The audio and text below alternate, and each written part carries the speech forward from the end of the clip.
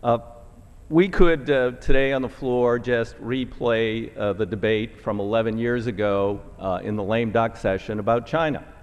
It's about exporting U.S. goods to China. Just get them in the WTO, give them permanent normal trade relations, and they'll follow the rules. Well, when we adopted that, our trade deficit with China was $84 billion. Today, it's $295 billion.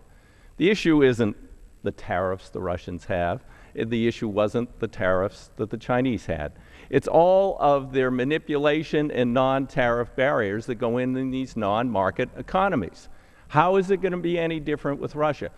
The debate is disconnected from the reality. We're concerned about Syria, so let's reward them with permanent normal trade relations. You can't go to the WTO and complain about the Russians supporting a thug who's killing his people in Syria. That's not something you can use the WTO for. We are giving up the tools we have to try and push Russia on economic issues, and we're binding ourselves to this international body which has a secret dispute resolution process with unelected bureaucrats who have no conflict of interest rules.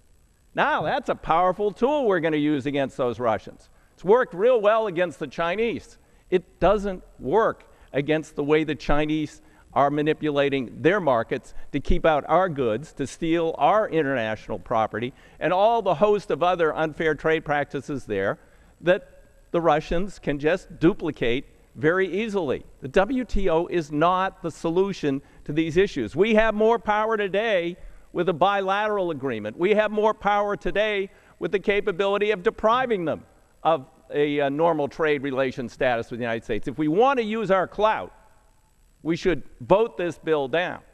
And it's not just about Syria and human rights and a host of other abuses in Russia. It's about American jobs. Today, the biggest export under the WTO for the last 15 years has been American jobs. How is that going to change by binding us one more time to the WTO with one more non-market, essentially dictatorial economy with a corrupt regime running the country? How is that going to work any differently than it has worked with China? It won't.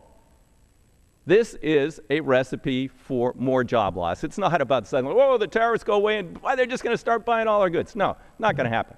All the same abuses that we've seen in China will be replicated by the regime in Russia, and it will become yet again another large addition to the deficit side of our ledger on trade. I urge members to oppose this. With that, I yield back the balance of my time. The gentleman's time has expired. The gentleman from Michigan, Mr. Camp, is recognized. Thank you.